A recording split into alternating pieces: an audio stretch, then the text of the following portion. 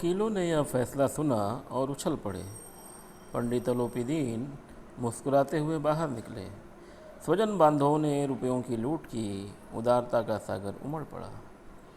उसकी लहरों ने अदालत की नींव तक हिला दी। लेखक यहाँ कह रहे हैं कि वकीलों ने जब जज का फैसला सुना कि पंडित अलोपीदीन को बाइज्जत बरी किया जा रहा है, तो खुशी से फूले न समाये उछलने लगे खुशी से। और पंडित अलोपीदीन भी मुस्कुराते हुए कोर्ट से बाहर निकले। इधर सगे संबंधियों ने रुपयों की खूब लूट की, यानी बहुत मौज मस्ती की। उदारता का सागर उमड़ पड़ा। अलोपीदीन की तरफ दया का भाव उमड़ पड़ा लोगों का, और उस दया की भाव के लहरों ने अदालत की नींव तक हिला दी, यानी अदालत तक वह भावना पहुंची। जब वंशीधर बाहर निकले तो चारों ओर से उनके ऊपर व्यंग्य बाणों की वर्षा होने लगी। यानी जब दरोगा जी बाहर निकले तो लोगों ने उन पर ताने और फफ्तियाँ कसना शुरू कर दिया। चपरासियों ने झुक झुक कर सलाम किए। यानी चपरासी भी आज सलाम तो कर रहे हैं, लेकिन चिढ़ाने के लिए। किंतु इस समय एक एक कटुवाक्य, एक एक संकेत उनकी गर्वाग्नि को प्रज्वलित कर रहा था। यानी कि इस समय जो भी कड़वे वचन बोले जा रहे थे और जो भी इशारे किए जा रहे थे, वे कड़वे वचन और वे इशारे दरोगा जी के गर्व को और बढ़ा रहे थे, क्योंकि वो जानते थे कि वो सच्चाई के मार्ग पे चल रहे हैं और बाकी लोग बुराई के मार्ग पे हैं। कदाचित इस मुकदमे में सफल होकर वह इस तरह अकड़ते हुए न चलते। और लेखक कह रहे हैं कि अगर ये मुकदमा दारोगा साहब जीत भी गए होते तो इतने अकड़ कर न चलते जितना आज हारने के बाद चल रहे हैं, क्योंकि उन्हें पता है कि वो सच्चाई और ईमानदारी के रास्ते पर हैं। आज उन्हें संसार का एक खेदजनक विचित्र अनुभव हुआ, लेकिन साथ ही साथ आज उन्हें संसार का एक अफसोसनाक और विचित्र अनुभव हुआ है, अनोखा अनुभव हुआ है कि बड़े बड़े विद्वान, न्यायाधीश, लंबी चौड़ी उपाधियाँ रखने वाले, बड़ी बड़ी दाढ़ियाँ और ढीले चोगे पहनने वाले लोग जो हैं वो सच्चे आदर के पात्र नहीं हैं इस समय। वंशीधर ने धन से बैर मोल लिया था, उसका मूल्य चुकाना अनिवार्य था। यानी धनाढ़ लोगों से दारोगा जी ने जो शत्रुता कर ली थी, तो उसका मूल्य तो चुकाना ही पड़ेगा। कठिनता से एक सप्ताह बीता होगा कि मुअत्तली का परवाना आ पहुँचा। यानी एक सप्ताह बीता नहीं कि नौकरी से बेदखल करने का, यानी निकाले जाने का परवाना आ गया, कागज़ पहुँच गया। कार्य परायणता का दंड मिला, यानी सच्चाई और ईमानदारी से कार्य करने का दंड मिला दारोगा जी को। बेचारे भग्न हृदय शोक और खेद से व्यथित घर को चले। तो लेखक कहते हैं कि वो टूटे हुए हृदय से, दुख और खेद से वो व्यथित होकर, दुखी होकर घर चले। बूढ़े मुंशी जी तो पहले से ही कुड़बुड़ा रहे थे कि चलते चलते इस लड़के को समझाया था, लेकिन इसने एक न सुनी। तो जब वंशीधर के पिता ने वो बात सुनी थी कि अलोपीदीन को पकड़ा, कोर्ट में ले गया, अभी उसी से ये नाराज़ थे। कितना जाते जाते समझाया था कि पैसों वालों से बना के रखना, ऊपरी इनकम खूब कमाना, लेकिन ये तो मनमानी करता है बस। और क्या कहते हैं कि हम तो कलवार और कसाई के तगादे से हैं, बुढ़ापे में भगत बनकर बैठे। यानी हम शराब वालों के तगादे से हैं और कसाई वालों के तगादे से हैं, बुढ़ापे में भगत बनकर बैठे, और वहाँ बस वह सूखी तनख्वाह। हमने भी तो नौकरी की है। तो कहा कि हम तो यहाँ शराब बेचने वाले और कसाईयों के तगादे से हैं, बुढ़ापे में भगत बन जाएं, और ये साहब वहाँ बस तनख्वाह के भरोसे हैं। हमने भी नौकरी की थी और कोई ओहदेदार न थे। यानी बूढ़े मुंशी कहते हैं कि इनकी तरह कोई पद वाले भी नहीं थे, लेकिन काम किया, दिल खोल कर किया, और आप ईमानदार बनने चले हैं। कहने का मतलब ये है, बूढ़े मुंशी कह रहे हैं कि मैंने भी नौकरी की थी और इतना बड़ा पद नहीं था मेरा, लेकिन मैंने खूब काम किया यानी काम किया तो घूस भी लिया, और ये चले हैं ईमानदार बनने। घर में चाहे अंधेरा हो, मस्जिद में अवश्य दिया जलाएंगे। लोग कहते हैं ना कि सबसे पहले दिया अपने घर में जलाओ, फिर बाहर जलाओ, मंदिर मस्जिद में जलाओ। तो ये कह रहे हैं कि ये अपने घर में अंधेरा करके मस्जिद में दिया जलाने चले हैं। खेद ऐसी समझ पर, पढ़ना लिखना सब अकारथ गया है, पढ़ना लिखना सब बेकार गया, ऐसी बुद्धि पर खेद है। इसके थोड़े ही दिनों बाद जब मुंशी वंशीधर इस दुरावस्था में घर पहुँचे और बूढ़े पिताजी ने समाचार सुना तो सिर पीट लिया। यानी अभी तो सिर्फ इतना ही था कि बड़े आदमियों से उलझ रहा है, ऊपरवार नहीं ले रहा है, लेकिन जब ये सुना कि बेटा नौकरी से निकाल दिया गया है और घर आ गया है, तो उन्होंने माथा पीट लिया। इतनी बुरी अवस्था में घर आया है, बूढ़े पिताजी ने सुना तो माथा पीट लिया। बोले, जी चाहता है कि तुम्हारा और अपना सिर फोड़ लूँ। बहुत देर तक पछता पछता कर हाथ मलते रहे। यानी बूढ़े मुंशी जी पछता रहे हैं, अफसोस कर रहे हैं और कह रहे हैं कि जी तो करता है कि अपना और तुम्हारा दोनों का सिर फोड़ दूँ मैं। क्रोध में कुछ कठोर बातें भी कहीं, और यदि वंशीधर वहाँ से टल न जाते तो अवश्य ही यह क्रोध विकट रूप धारण करता। और भाई जाहिर सी बात है, पिता जब नाराज़ होता है तो बहुत भला बुरा कहता है। तो ये तो गनीमत थी कि मुंशी वंशीधर वहाँ से हट गए, नहीं तो कुछ और भी अनिष्ट हो सकता था। वृद्धा माता को भी दुख हुआ। जगन्नाथ और रामेश्वर यात्रा की कामनाएं मिट्टी में मिल गईं। बूढ़ी माता को भी बहुत दुख हुआ जब उन्होंने सुना कि बेटे की नौकरी छूट गई, क्योंकि उनकी भी ये इच्छा थी कि वो जगन्नाथपुरी और रामेश्वर की यात्रा करें, लेकिन अब वो ख्वाब भी मिट्टी में मिल गया। पत्नी ने तो कई दिनों तक सीधे मुंह से बात भी नहीं की। यानी दरोगा साहब की पत्नी ने घर लौटने के बाद कई दिनों तक ठीक से बात भी नहीं की अपने पति से। इसी प्रकार एक सप्ताह बीत गया। संध्या का समय था। बूढ़े मुंशी जी बैठे राम नाम की माला जप रहे थे। यानी इस बात को एक सप्ताह बीत गया और एक शाम का समय है। बूढ़े मुंशी राम नाम का जाप कर रहे हैं बैठकर। इसी समय उनके द्वार पर सजा हुआ रथ आकर रुका। अचानक देखते क्या हैं बूढ़े मुंशी कि कोई रथ सजा हुआ उनके द्वार पे आके रुका है, और उस रथ पर हरे रंग का और गुलाबी रंग का पर्दा लगा हुआ है, और पछाई जाति के बैलों की जोड़ी उन रथों को खींच रही थी, और उन बैलों की गर्दन में नीले धागे लटक रहे हैं और उनकी सींगों को पीतल से जड़ा गया है। कई नौकर लाठियां कंधों पर रखे साथ थे। यानी उस रथ के साथ कई नौकर भी खड़े हैं। मुंशी जी अगवानी को दौड़े तो मुंशी को लगा कि कोई बड़ा आदमी आया है। अगवानी को दौड़ पड़े। बूढ़े मुंशी देखा तो पंडित अलोपीदीन है, और जब देखा उन्होंने तो कहा कि ये तो पंडित अलोपीदीन है। झुककर दंडवत की, यानी झुककर उन्हें नमस्कार किया और लल्लो चप्पो की बातें करने लगे। लल्लो चप्पो की बातें करना यानी खुशामद करना।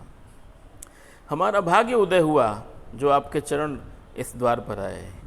आप हमारे पूज्य देवता हैं, आपको कौन सा मुंह दिखावें, मुंह में तो कालिख लगी हुई है।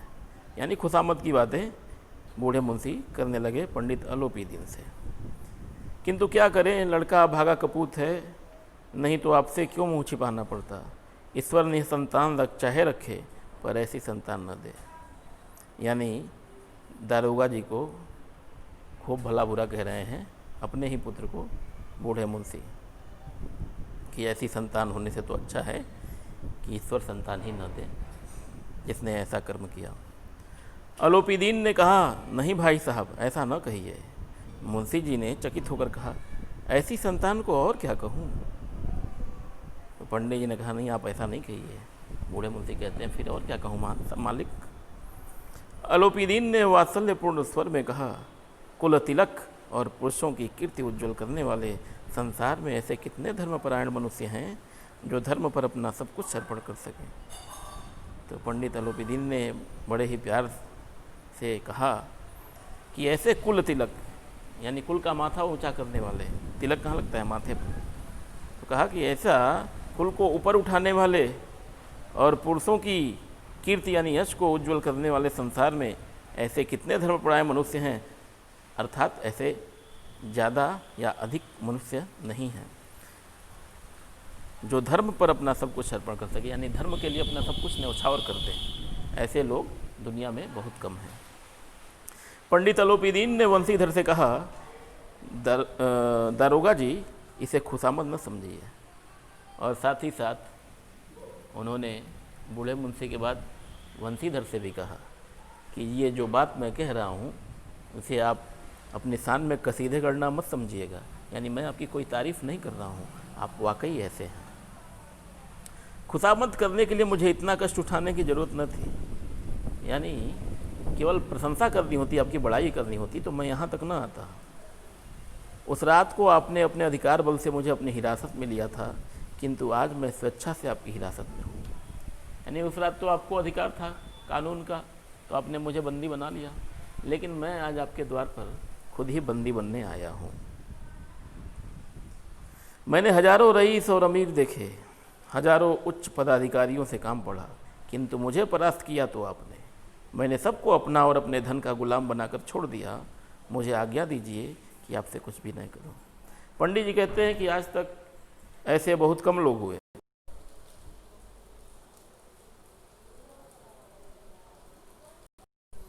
बड़े बड़े साहबों से मुझे काम पड़ा, लेकिन कोई भी मुझे परास्त नहीं कर सका। मुझे परास्त किया तो आपने। मैंने सबको अपना और अपने धन का गुलाम बनाकर छोड़ दिया। मुझे आज्ञा दीजिए कि आपसे कुछ भी नहीं करूं। कहा कि मुझे परास्त किया तो आपने, मैं केवल आपसे हारा, और नहीं तो इसके पहले मैंने क्या किया था, सबको अपना और अपने धन का गुलाम बना के छोड़ दिया था। अब मुझे आप आज्ञा दें कि मैं आपसे कुछ प्रार्थना कर सकूं। वंशीधर ने अलोपीदीन को आते हुए देखा तो उठकर सत्कार किया, किंतु स्वाभिमान सहित। वंशीधर ने देखा जब पंडित अलोपीदीन आए हैं तो उन्होंने भी उठकर सत्कार किया उनका, लेकिन स्वाभिमान सहित किया। उनकी लल्लो चप्पो नहीं की, खुशामद नहीं की। समझ गए कि यह महाशय मुझे लज्जित करने और जलाने आए हैं।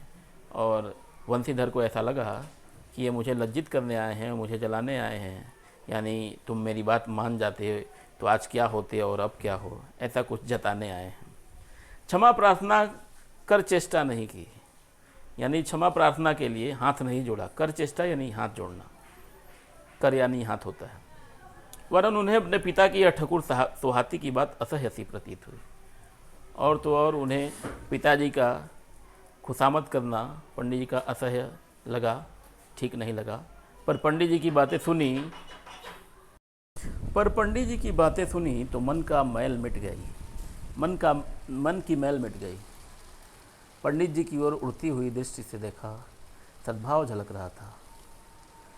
लेकिन पंडित जी की बात को जब वंशीधर ने सुना तो उन्हें लग गया कि यह सद्भाव से आए हैं, अच्छी भावना से आए हैं, यह मेरी बेइज्जती करने, मुझे लजवाने नहीं आए हैं, यह सद्भाव से आए हैं, क्योंकि चेहरे से उनके यह झलक रहा था। गर्व ने अब लज्जा के सामने सिर झुका दिया, यानी अब तक गर्व से सिर ऊंचा था उनका कि मैंने जो किया अच्छा किया था, लेकिन जब जाना कि यह जलाने नहीं आए हैं, यह सद्भाव से आए हैं, तो अब गर्व का स्थान लज्जा ने ले लिया। अब फिर उनका झुक गया। शर्माते हुए बोले, यह आपकी उदारता है जो ऐसा कहते हैं। मुझसे जो कुछ अभिनय हुई है उसे क्षमा कीजिए। तो वंशीधर अब कहते हैं कि यह तो आपकी उदारता है, आप इतने उदारवान हैं इसलिए ऐसा कह रहे हैं। अब मुझसे जो गलती हो गई है उसे क्षमा कर दीजिए। मैं धर्म की बेड़ी में जकड़ा हुआ था, यानी मैं अपना फ़र्ज निभा रहा था, नहीं तो वैसे मैं आपका दास हूँ, नहीं तो मैं तो आपका सेवक ही हूँ। जो आज्ञा होगी वह मेरे सिर माथे पर, यानी आप जो कहेंगे वो मैं करूँगा। अलोपीदीन ने विनीत भाव से कहा, नदी तट पर आपने मेरी प्रार्थना नहीं स्वीकार की थी, किंतु आज स्वीकार करनी पड़ेगी। यानी पंडित जी कह रहे हैं कि उस दिन नदी के तट पर तो आपने मेरी बात नहीं मानी थी, लेकिन आज जो मैं कहूँगा उसे मानना पड़ेगा। वंशीधर बोले, मैं किस योग्य हूँ, किंतु जो कुछ सेवा मुझसे हो सकती है उसमें त्रुटि न होगी। दरोगा जी बोले, वैसे तो मैं किसी लायक नहीं हूँ, लेकिन अब अगर आपकी सेवा में मैं कुछ कर सकूँ तो मुझे प्रसन्नता होगी, मैं उसे करूँगा। कोई गलती नहीं होगी उसमें। अलोपीदीन ने एक स्टाम्प लगा हुआ पत्र निकाला और उसे वंशीधर के सामने रख कर बोले, इस पद को स्वीकार कीजिए और अपने हस्ताक्षर कर दीजिए। मैं ब्राह्मण हूँ, जब तक यह सवाल पूरा न कीजिएगा द्वार से न हटूँगा। पंडित जी एक कागज़ निकालते हैं, स्टाम्प लगा हुआ, और कहते हैं कि इस पर दस्तखत कर दीजिए, यह पद आप स्वीकार कीजिए, और जब तक नहीं दस्तखत करेंगे मैं आपके द्वार से हटूँगा नहीं। मुंशी वंशीधर ने उस कागज़ को पढ़ा तो कृतज्ञता से आँखों में आंसू भर आए। पंडित अलोपीदीन ने उनको अपनी सारी जायदाद का स्थायी मैनेजर नियत किया था। यानी मुंशी वंशीधर ने वह कागज़ पढ़ा तो एहसान से उनकी आंखों में आंसू भर आए। पंडित जी के एहसान के मारे उनकी आंखों में आंसू भर आए। क्या एहसान था पंडित जी का? पंडित जी ने अपने पूरी जायदाद का वंशीधर को मैनेजर नियुक्त कर दिया था। और कितनी रकम पे? 6,000 वार्षिक वेतन के अतिरिक्त रोज़ाना खर्च अलग। यानी साल में 6,000 का वेतन और रोज़ का खर्च अलग। और क्या सुविधा देंगे? सवारी के लिए घोड़े, रहने को बंगला, नौकर चाकर मुफ्त। कंपित स्वर में बोले, पंडित जी, मुझ में इतनी सामर्थ्य नहीं है कि आपकी उदारता की प्रशंसा कर सकूं। यानी मुझ में इतना सामर्थ्य नहीं बचा है कि मैं आपकी दयालुता की, आपकी उदारता की प्रशंसा कर सकूं। किंतु मैं ऐसे उच्च पद के योग्य नहीं हूँ। लेकिन मुझे लगता है कि मैं इतना बड़ा काम नहीं कर पाऊँगा। ऐसे बड़े पद पर मुझे नहीं रहना चाहिए, मैं यह काम करने के योग्य नहीं हूँ।